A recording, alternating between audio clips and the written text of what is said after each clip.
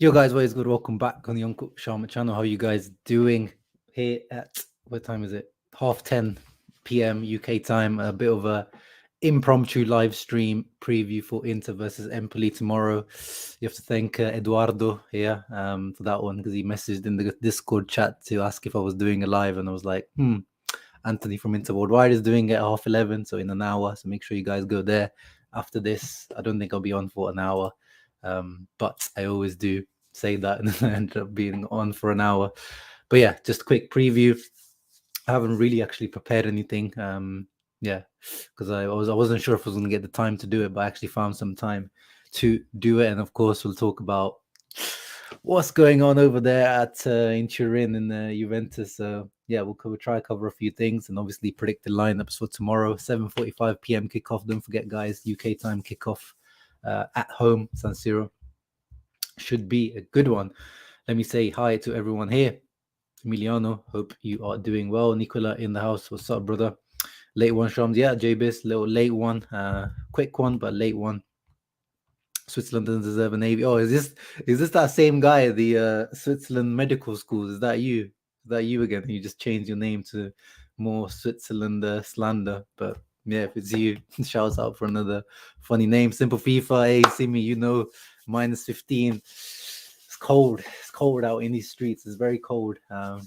But the hatred for a certain team keeps us live, keeps us nice and warm and cozy and feasting. But let's see what happens with all of that. Of course, as Interisti, we can't lie. We are rejoicing. We are rejoicing when we see Juve in the mud. There's nothing that pleases me more.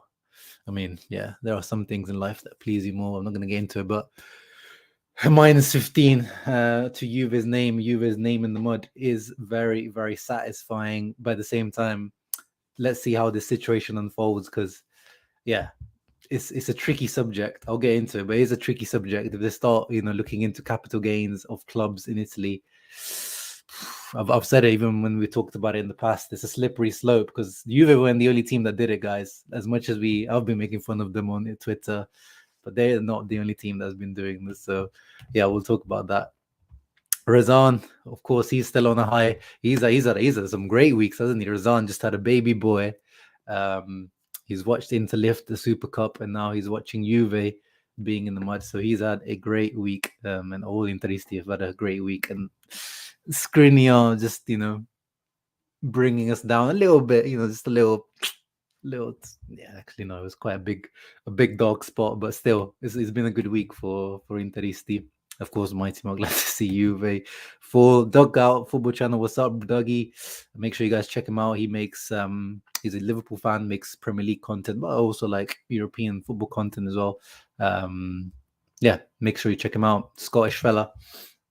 Atalanta halfway did the work. Yeah, 3-3. I missed it. I need to watch that game because it looked like it was a really, really interesting game. And I need to do some Scalvini scouting because, as I've been saying, I do like him, but I need to see. I need to like analyze. I want to see what his weaknesses are and all these types of things. Yeah, so I need to do some Scalvini watch. And yes, here he is, the man. I just mentioned him earlier. Off 10, 11, innit? Big up my main brother. Yeah, big up to you, Anthony. Make sure you guys go on Inter Worldwide in an hour when Anthony will be doing his match preview as well. Late show, let's go. Yes, sir. The Late Show with Uncle Sharma, new talk show hosted by myself. Yeah, he is that guy.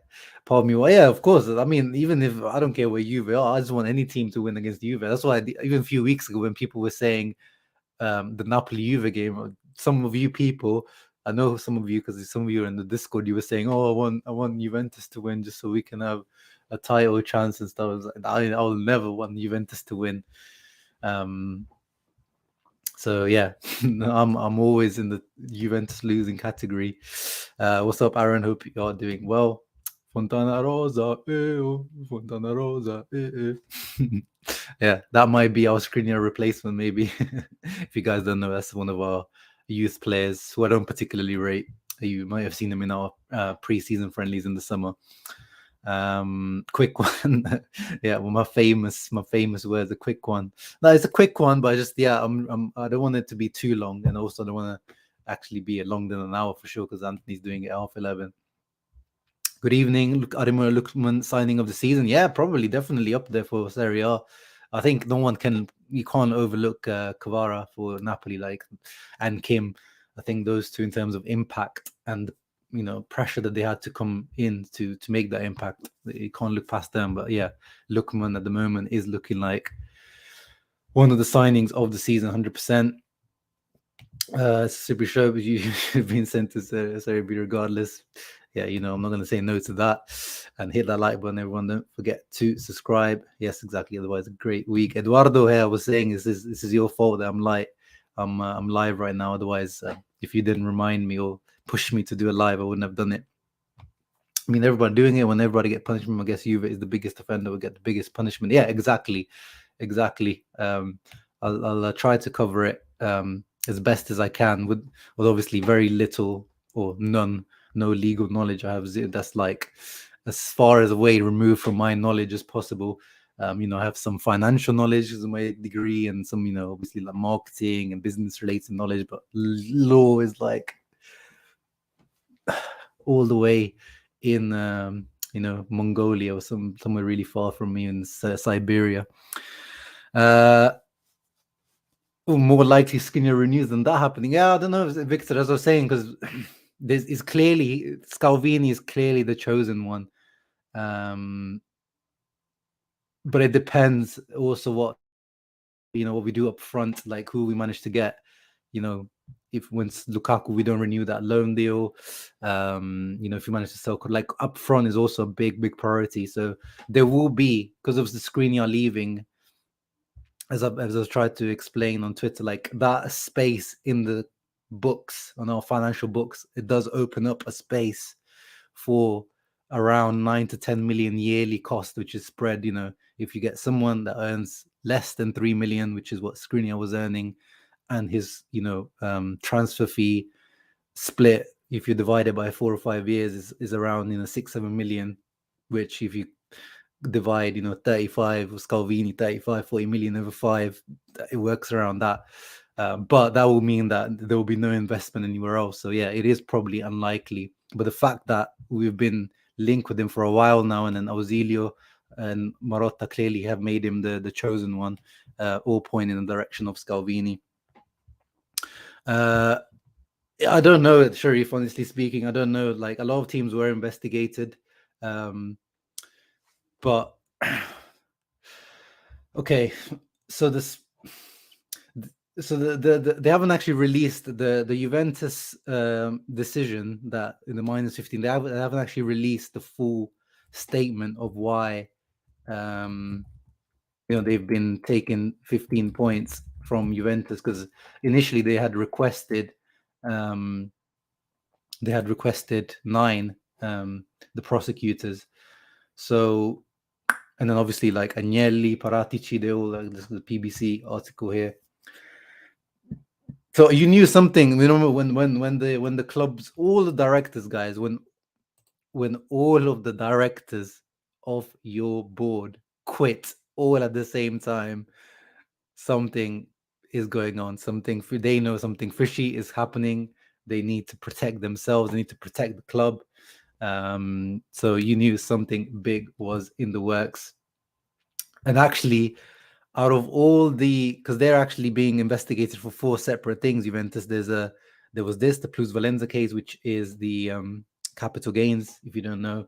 They're being investigated for tampering, or falsifying the accounts and tampering with the stock market, because they are a stock listed company. They're a publicly listed company.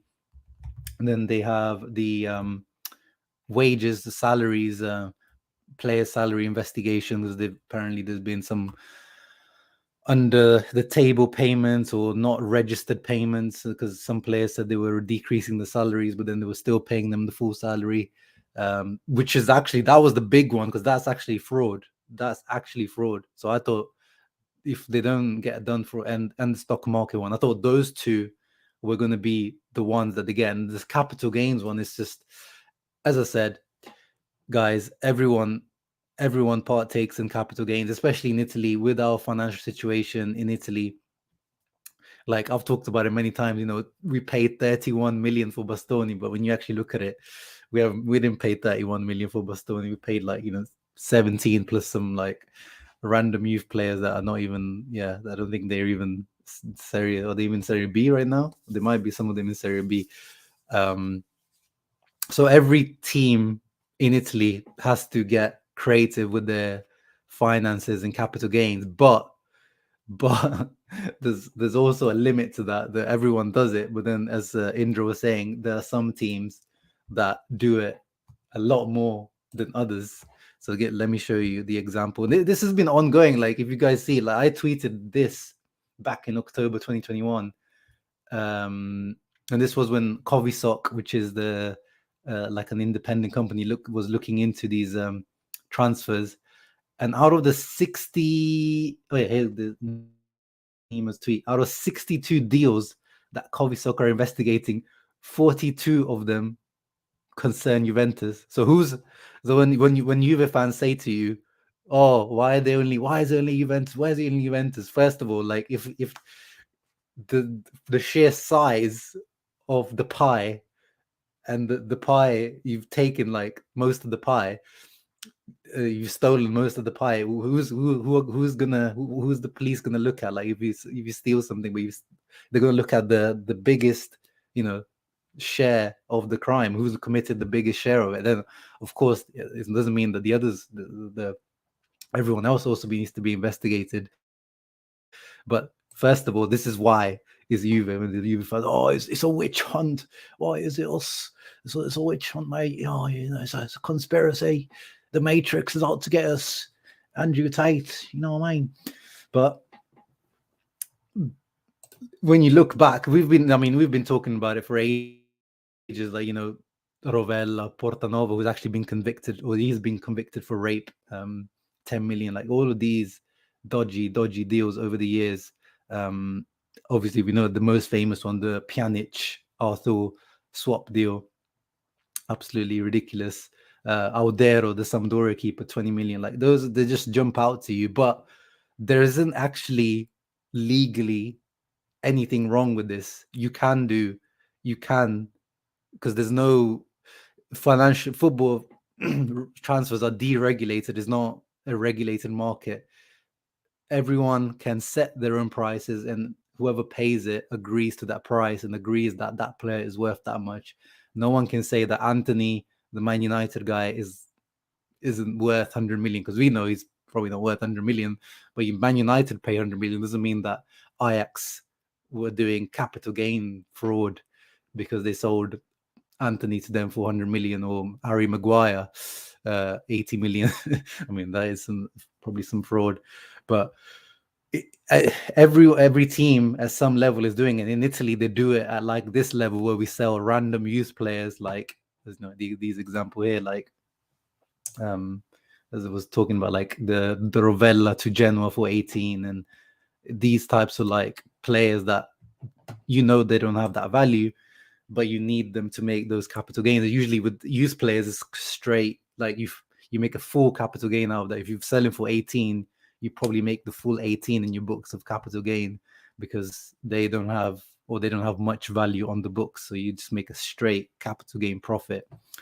So all of the teams do it. Why have Juve been found guilty? That's what I'm saying. I'm actually surprised that they have been found guilty, or like of some wrongdoing, because at some level you could say it is like financial, like sporting fraud, in terms of, if you can't, you've been able to keep afloat thanks to these fraudulent deals that you claim to be fraudulent, and then you were able to buy Vlahovic, Bremer, will keep the club afloat, even though it probably shouldn't have been, because the only way you've been able to do it is via these deals. So what the decision, or the only statement that we've got is that this case was thrown out twice. So they were investigated, or they went to court twice. Juve was for this, and then this came back the third time because there was new evidence. Because usually, I think after a case has been in court twice, you're not even allowed to. Yeah, like you shouldn't be. I don't think you're legally allowed to open that case again. But because there was new evidence brought to light, that's why I went. And then this time something has stuck. And what most of the theories and what most people are saying is that the new evidence is these wiretaps. So you see these so because they are under criminal investigations as well, a lot of the Juve, as I said, the directors and the guys that quit because of the stock market potential fraud, or the salary fraud. So they are actually under criminal investigation. So they've been wiretapped, or like phone call interceptions, and a lot of these, I mean, this is like, yeah, Keston says here, the wiretaps hold a lot of incriminating evidence. Yeah, that is probably, and this is my guess once again, until we get the full released statement from the prosecutor, from the court to say, or from the judge to say exactly the reasoning behind the 15-point deduction and the whole reasoning behind it, we don't know. But this is probably because this came to light in December, or late November. But I mean, some of these statements, especially from Paratici was the former Juve sporting director who is now at Spurs, who's been banned for 30 months, I think he is. And some of the stuff that he's been, recorded saying is like, it's ridiculous. It's like he's admitting that there was one, I can't find it, but he was saying like, I'm the sporting director of Pisa, Atalanta, like all these teams. Like these are actual direct quotes that he's been caught saying. How do I do it with Genoa here? I give him a fixed amount. I'll give them a bonus that stays at Genoa. I give them a bonus when he arrives at Juve, or him, I guess the player, or them. Hopefully, too much money for everyone. So he's like, giving everyone pocket money in their pockets. Trust me, let me do the operation. So, and that's also another thing they're saying why Juve are being done for it, is that in all these deals that everyone's been investigated for, as in Genoa, Pisa, Atalanta, there's multiple other teams which they've all been fine. None of them have been deducted points like Juve. They've all been fine. But what they're saying is that Juve and Paratici especially created a system for these capital gains to happen. So they're the brain, they're like the center of like one. When you look at what Pisa are doing, when you look at what Genoa are doing, when you look at Atalanta doing, what's the one common denominator is Juventus. So they're all, everything is coming or either going from Juventus. And it's a quite a big amount of capital gains they've made over the last few years. So that's for me right now. Like, again, I don't want to make any conclusions, and it could be completely incorrect. This is probably what has been going on. And again, like Cherubini, who was there, he was the sporting director. He was the sporting director just now, and he's also, I think, actually I don't think he has been as well banned. So he was Paratici's number 2 when Paratici was there, and he's been their phone conversation saying we're exaggerating with the capital gain. So he's saying that to Paratici, and he's like, we don't care about anything, because in exchanges, if you put 4, put 10 million, obviously it's the same. Nobody can tell you anything. Well, Fabio, I think they can tell you something now. And then there was a tweet also from someone who's a financial expert, Alessandro Giudice. I've talked about him in the past when we're talking about books and capital gains and stuff. So he's saying that he's trying to explain why only Juve have been focused in this, is that in this case is that they agree, or they do their books by, so the IFRS is like an international accounting standard.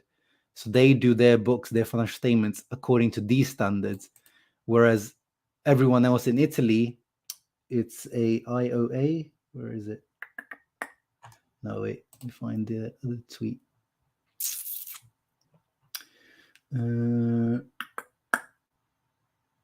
Yes, so in Italy, everyone else does it by OIC, which are national financial, or like, those, like, they're there for Italy only, whereas Juve do it by these international standards, and those international standards don't allow these types of capital gains, where you swap players or swap some form of good to be counted as a capital gain. So here ciò impedisce di giustificare la plusvalenza. So this prevents us from justifying a capital gain. Yeah, it's hard to, the Google Translate is just struggling there. So the objective value of the player, because of the IAS 38 set precise criteria for the exchange of intangible assets. So it's the same thing, there's no actual value. You can't say transfer market gave this player value. So, but to register that as a capital gain on these IFRS standards, that should not count as a capital gain. But everyone else doesn't use this IFRS standard. Everyone else uses this OIC Italian standard. So according to him, now again, that doesn't mean he's right. This is his own. As it says, this is his theory. He's a financial expert, writes for Corriere dello Sport.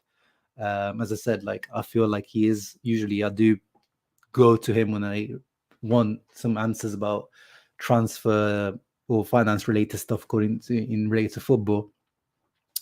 But that's his opinion. And in his opinion also is exclusively technical and hardly contestable the reason why they've been done. So it is a tricky one. It is a tricky one. As I said, we have to wait for the full statement to come out on what's been decided, how it's been decided, what's the reasoning behind it.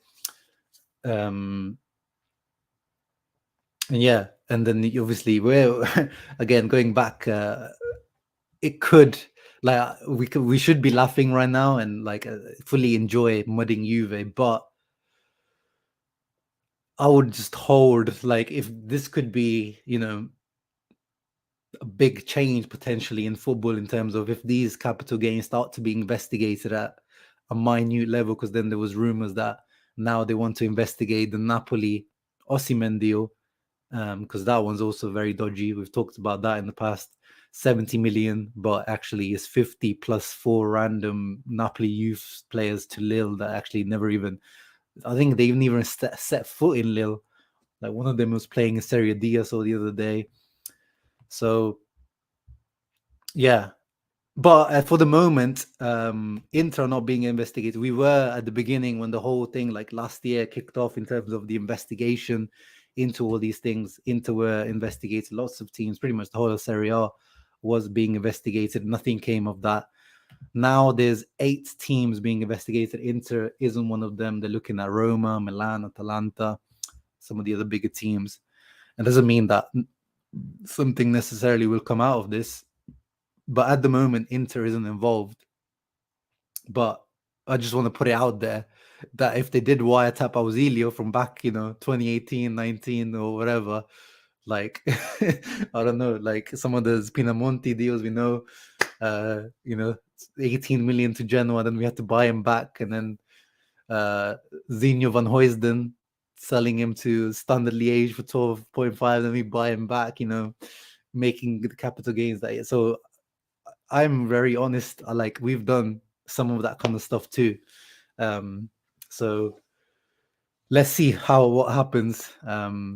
But of course, as I said, now let's just enjoy and see what happens with everything. Hopefully we win tomorrow. So who's the main company now this time? Yeah, I mean, the funny thing, one thing is, like, now that I've been quite impartial and explained both sides, the Juventus fans is the amount of brainwashing and kind of this group thought of conspiracy theory. This is a conspiracy against Juve. It's a witch hunt against Juve. They're trying to kill us. And they're attacking anyone that says otherwise. They even attack some. Oh yeah, let me find the tweet. So So there's even fake news that making it out like, you know, proper boomer level stuff where they couldn't even tell that it was a fake. I don't know, where is it? I tweeted about it earlier. Oh yeah, it was all right here. So there was yesterday there was a story that went viral. Gravina, who is the president of the FIGC, that apparently his wife posted. You know that I'm sure everyone's seen it. Let's see if it's in the comments, that picture of Juve's logo, but with -15. I know Snud just made it, but I'm trying to get the screenshot to see. I'll have to type in Gravina moglie.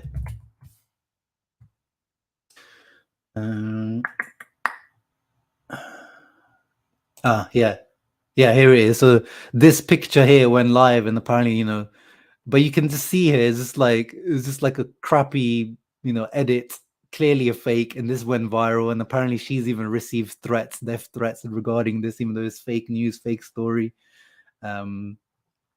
And yeah, they're just, you know, attacking everything. Is what about Pinamonti?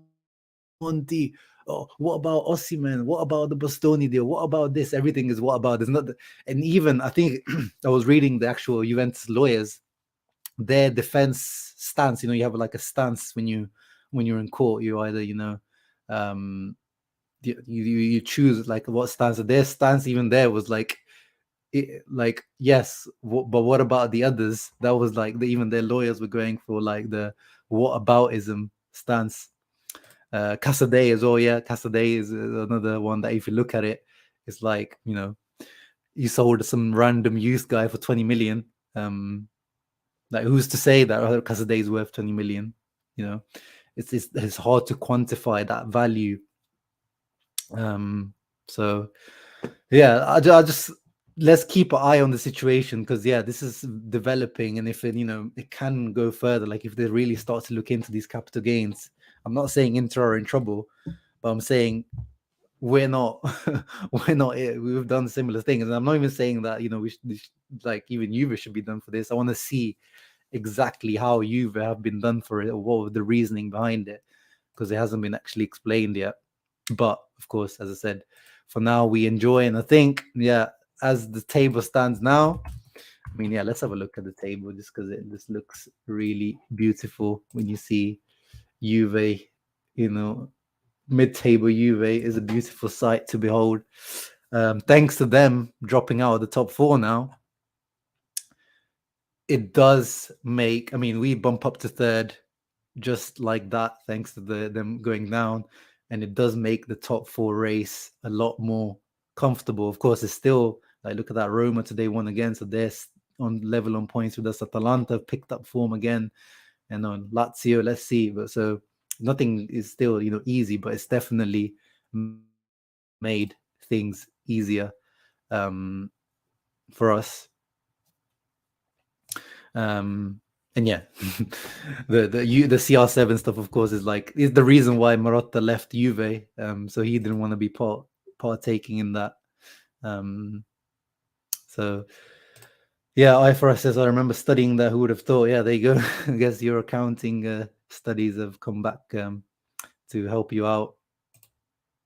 They're basically inflating their expense to pay less tax. No, so they're inflating they're not inflating their expenses. They're inflating the capital gains to show more revenue. Or, you know, in Serie A, there's also a liquidity index that you have to meet to actually just take part in Serie A. Like you can't sign up to Serie A if your liquidity index is lower than a certain amount. Let me see if there's something that explains liquidity index quickly. Liquidity index formula. Oh, no, not in the deep. Not trying to build something. An actual liquid. Yeah, so it's like, you know, it's something to do with like based on historical, but it's basically like if you have to meet a certain criteria to be able to sign up to Serie A. So some people are saying that without some of these capital gains in some years, Juve might have not even been able to sign up to Serie A. So it's, you know, it's inflating their revenues, but not to pay less tax, or just to actually be able to buy players, or just be able to continue being part of Serie A as well. And yeah, of course, all this, as much as we, as I said, we're clowning Juve, it does hurt the league, guys. People from the outside, EPL, and people watching from other countries, it doesn't look good. It looks like, oh, again, corrupt Serie A, corrupt this. But then, what Juve fans are doing with the boycotting the zone, boycott Sky Sport, boycott this, that's just, again, they're a different breed. They're a different breed to us. And yeah, let's see. I mean, if they keep the 15-point reduction, let's see. Again, as I said, we can't say anything until they actually explain the exact reasoning behind it. I mean, 15 points might even be not enough, because we've talked about it before just now, as in, if they let's say in the 1920 season, they weren't even able to, if they didn't make those capital gains, and they wouldn't have even been able to sign up for this, as I said, if the liquidity index, they didn't even meet it without some form of capital gain made. That could even be more, because that's like, you shouldn't even be in Serie A. And if there is actual proof that, written or something, that we need, so the incriminating thing could be that, we need 8 million. We need 8 million of capital gain, like before the end of this transfer window. We need 8 million euros. And this player, let's just pick a random, like, let's say they just say they want to sell Fagioli now, their youth player. They just say to Atalanta, like, they haven't discussed his actual sporting value. They just say, we need 8 million, so you guys buy Fagioli for 8 million, because that's how we would make 8 million. So that would be, I think, along those lines of something incriminating, that where there's bad faith in the way that they've made that capital gain. But again, it's very my legal knowledge, again, someone might be thinking I'm chatting absolute rubbish, and he might be right, because my legal knowledge is very poor. But that's from what I've tried to understand, from what I read, that's the scenario and the possibilities. And yeah, I mean, we used to say, like, every summer we're like, it's time for Auxilio to cook. It's time for Auxilio to get those plusvalenzas in. Like, we used to, talk about that all the time. In the last few years, he's kind of struggled to do that. I mean, Lukaku and Hakimi helped us with that the other year. So yeah, that's Juve, guys. That's Juve, guys. I don't want to spend on it time. Oh, we're already on half an hour. Yeah, but the hell, look at that. Quick one.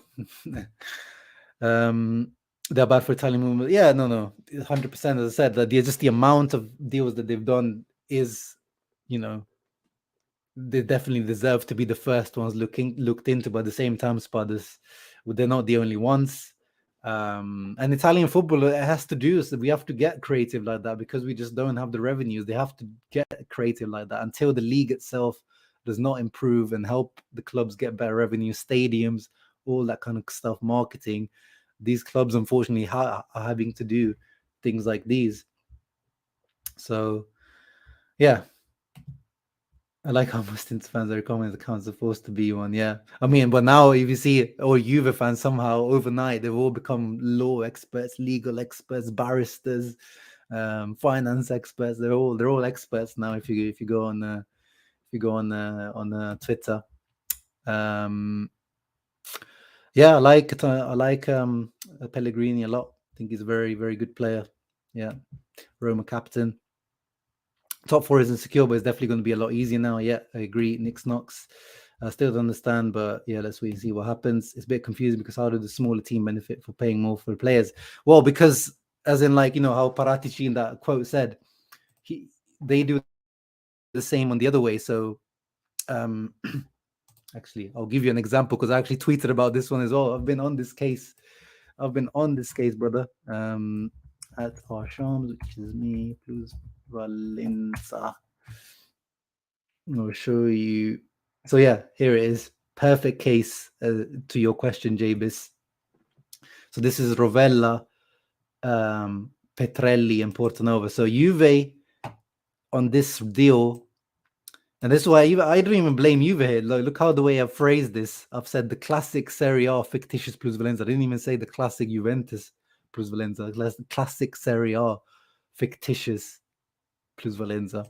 So I would even back then, 2021 January, 2 years ago, I wasn't even blaming them. Juventus makes 17.2 capital gains from Portanova and Petrelli to Genoa. As I said, one of these guys getting done for rape, and this guy, I don't even know if he still exists. And Rovella is actually, he's actually a decent player, playing for Monza now. Juve, somehow, they were selling those two for 18, and then they buy Rovella for 18, up to 20 in bonuses. So Genoa makes 18 million in capital gains and revenue, which is massive for them, because 18 million for Genoa is worth more than 80 million to Juventus. So that's how they both scratched each other's backs. And yeah, the bad intent, of course, as well. As I was saying, that I think that is the smoking gun. I think that is the smoking gun that they've got Juve with these wiretap conversations. But yeah, they need to explain to us exactly what's happening. Anthony Lafleur is the local government needs to try to delay and discourage club from building. Yeah, 100%. It's like stuck in the dinosaur age, these guys in Italy, in terms of the decision makers, the guys with the red tape. Like, trying to build a stadium is like solving the secret of the universe. It's probably easier actually to solve the secret of the universe than getting a stadium built in Italy. If the people top of the thing, then there will be no change. Exactly, those dinosaurs at the top are the things that need to change. No, big fella, no, I don't think there will be any change after this. I mean, there will be change, as I said. Maybe like these capital gains and stuff will be investigated more, but the actual the changes that need to be made to the commercial side, to the stadiums, to the marketing, those frustratingly so. Serie A will remain Serie A. That's just how I see it. As Indra says, until the people at the top remain the same, or you get newer, younger people with fresh ideas. And I'm saying that's why I'm actually kind of happy. A lot of American owners now coming in to Serie A, because they will push for change. The De Laurentiis, the Lotitos, and the Berlusconis, these types of guys have been, they're good. They're football heritage of Italy. They're like great characters, all that kind of stuff. But they're not pushing the league to move to, the next stage now. We need to move into the 21st century. And they're definitely not the guys to do that. But anyway, guys, that was the Juve stuff. We'll talk about it, as I said, more as things are explained. I want to quickly finish up my stream today. As I said, Anthony's going live in 20 minutes, so make sure you guys go on into Worldwide. Tomorrow's game versus Empoli. Tricky team, guys. No one underestimate them. I mean, remember what happened last year, guys, when we underestimated them? We're down 2-0 or 2-1 last year at the San Siro. Yeah, what was the score? Let's have a look into Empoli 4-2. So they went 1-0 up in Pinamonti, of course. And then Aslani scores. Yeah, so we went 2-0 down to Aslani, of course, that day. And then, yeah, own goal, Martinez twice, and then Sanchez finished it off. So, yeah, definitely not a team to underestimate. Yeah, no, Eduardo, that's what I shouted you out. You needed the pre-game. You got your pre-game. Satriano hat-trick. Yeah, that's why I put Satrianito in the thumbnail. He is obviously the guy to watch for Empoli. Interwise Sky Sports predicted lineup has only 2 changes from the Supercoppa win. Stefan De Vrij coming in for Acerbi, and Dumfries Denzel coming in for Matty Dahms. Everyone else exactly the same. Skriniar, of course. I mean, guys, Skriniar as well. Like, I've seen people saying he should be dropped, take away the captaincy from him, put him in the stands. like, I understand that we are, if everything is true, we still haven't heard from Marotta, from Skriniar himself, or his entourage. If the rumors are true, we are very disappointed with Skriniar, especially me. Like I said, he's always been my favorite player. But you can't actually, I'll show you a stat of what Skriniar is this season to this Inter team. I'll just pull up a stat. And where is it? Yes, squad statistics.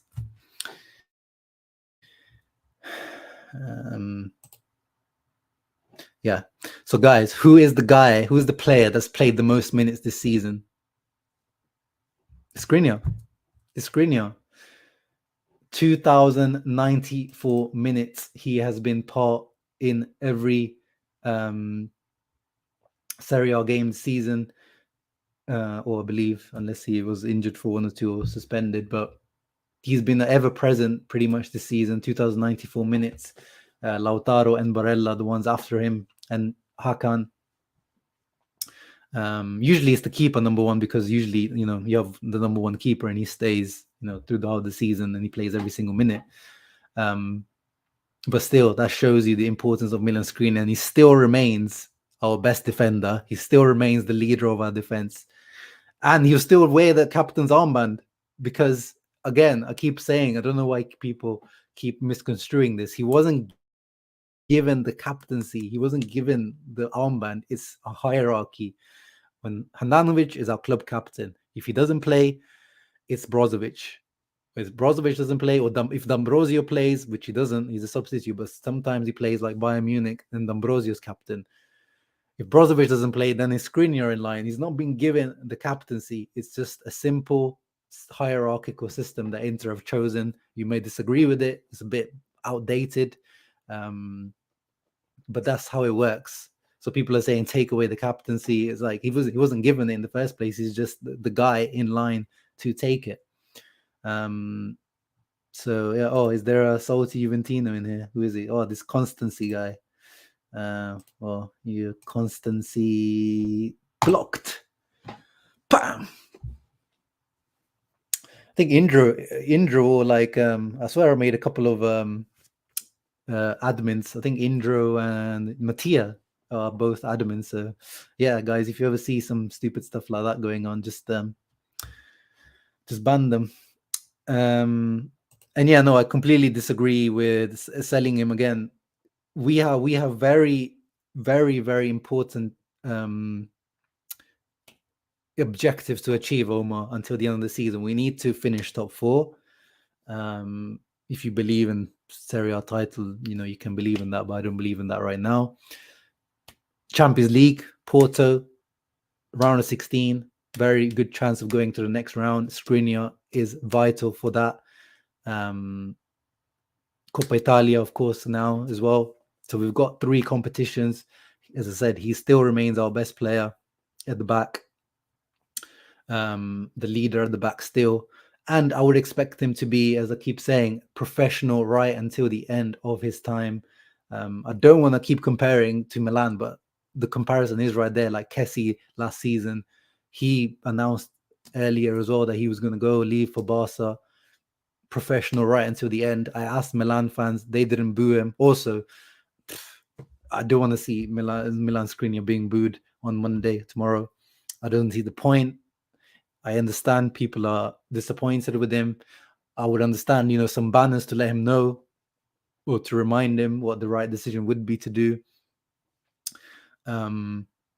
But at the same time, I don't want players that, if you don't want to stay, if you're not convinced by Inter, which obviously we can't believe, we can't be slating Suning, which we do all the time here. We're slating them.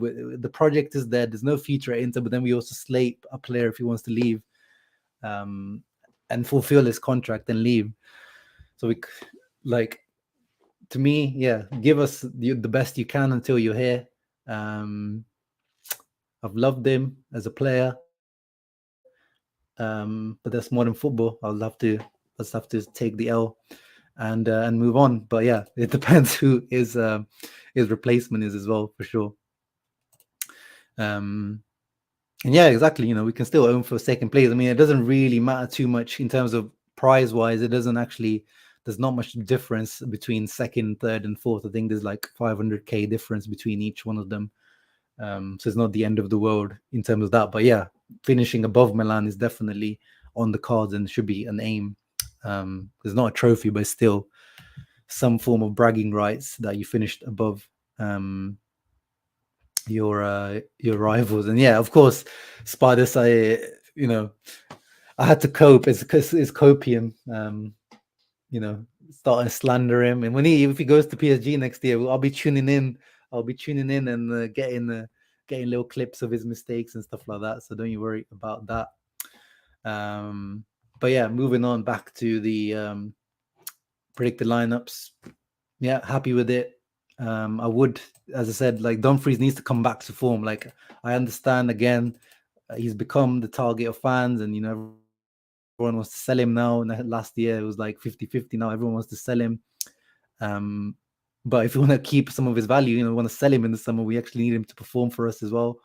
And Darmian has been playing quite a lot recently, and he is 32, so he needs some rest. I would like to see Mkhitaryan being rested as well, but it is what it is. Gazzetta have the same formation, but they have Darmian and Acerbi staying. I hope he doesn't do it. Inzaghi needs to rotate. Like we've talked about it. We've got such a busy schedule coming up. He can't do the same mistake as last year. He can't burn these players out, especially Dzeko. We know that Dzeko last year started really well, but then as Inzaghi played him every single game, he can't do it. Just like you see what's happening to Giroud at Milan. He played the full World Cup with them, comes back, playing almost every game, and now you can see he's just burnt out. Giroud at that age, you can't play every single game, and that's what happened to Dzeko last year. So I don't want that to happen to Dzeko. Lukaku is on the bench, so he should be able to come on, for 20-30 minutes. Brozovic still not part of the squad. Disappointing. He was supposed to be back for the Super Cup, but he isn't. That's also starting to get a bit worrying. Handanovic is still out, but that's not too worrying. So yeah, and then in terms of Empoli, I saw someone. Where is he? Oh yeah, Muhammad asked me. Yeah, Baldanzi is an interesting little talent. Nice little attacking midfielder. He's tiny. He's scored a few goals this season as well. Very, very interesting talent. Interested to see what happens with him if he continues like this. But yeah, the main guy we need to watch out for is obviously the ex of the game, Satriano. See the lineup. Yeah, same lineup for here as well. Satriano up front, who's actually only scored one goal this season. He's played a lot, and actually his performances, when you watch them, they aren't too bad, but one goal isn't enough. One goal is nowhere near enough. Look at that one. He's only got an XG of 2.87, which shows also Empoli haven't really been putting things on the plate for him. But at the same time, he's underperforming his XG. 1.7 shots a game, only 4% conversion. So he does a lot of dirty work. Like we've seen him, even the little we've seen at Inter. He's a hard worker. He's a hustler. Like he reminds us of Lautaro in that sense, but he needs to improve his end product. He needs to improve that end product. Jono in the house. I don't blame Skriniar for wanting to leave. The whole club has been. Exactly. Why would you want to stay with the treatment he's cut from the club? Exactly. But at the same time, we can also be disappointed with him in the way that he's spoken about us in the past and things like that. But yeah, Parisi is also one to watch out for. Very talented left back. I like him. Yeah, but we should be beating these guys. They've had a good season this year. Empoli. They've had a very kind of under the wraps. Like no one's really talking about them because they don't play as attacking football as they did under Andrea Azzoli last year. Paolo Zanetti, who was the Venezia manager, if you guys remember him, he's a little bit more defensive. And you can see, even though it does say -6, but -6 for these teams isn't actually too bad of a goal difference. Only 22 goals conceded, which is better than Inter. So yeah, they have a better defense than Inter. So they are a bit tougher to break down than they were last year. I don't think we will score 4 goals like we did last year. But they don't score as much as they did last year because they are not as much attacking. So it's also why Satriano's struggling. But they are a decent team, talented young players.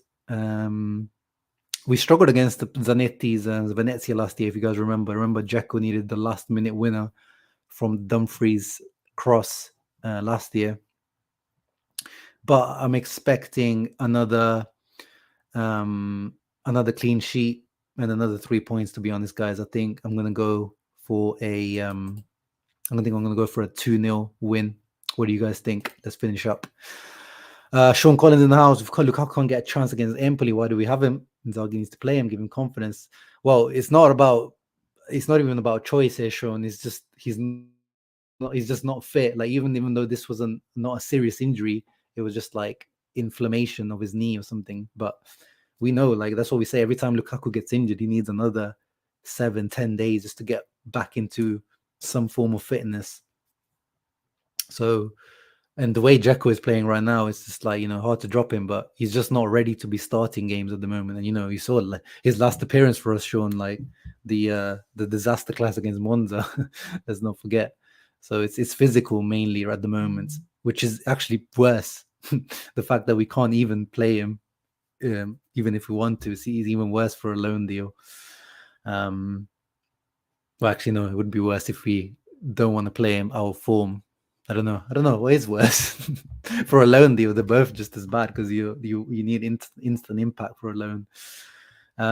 Eduardo's feeling a confident 3-0. That would be great. That would be great. But Caesar says 1-0 loss. 1-0 like Verona Mattia. Yeah. I could see something like that. The team is coming back off, an intense game against Milan as well. Hopefully they don't drop the ball. That's the most important thing tomorrow. The players have been celebrating, not too hard because it's only the Super Cup, but I've seen, they celebrated. They might be on a high, but I hope that doesn't give them like overconfidence going into this game. Yeah, seems like everyone's confident. I assuming the Bridge will play. Yeah, I'll stick with my 2-0. I'll stick with my 2-0. 1-0 until the 85th. Yeah, I could see that happening. Like, yeah, maybe Lukaku coming on and getting a goal. That would be nice. That would be nice. But yeah, and the clean sheet is very important. And yeah, and the Slani dagger against his old team would be very nice as well because he scored against us last year, didn't he?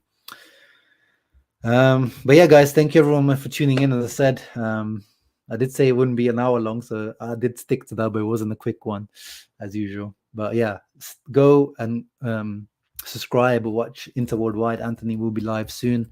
Hope you guys enjoyed this. Let's keep an eye out for this Juventus situation. As I said, let's laugh, but let's not laugh too hard yet. Let's see what happens with everything around this capital gain situation in Italy. It does hurt the league a little bit as well. But yeah, see you tomorrow post-match. Empoli Inter 7:45 kickoff. So I'll be around, post-match 10 o'clock, whatever. Thank you everyone that tuned in. And of course, 41 people here. I want to see at least 41 thumbs up before you leave. Ciao ragazzi, Forza Inter.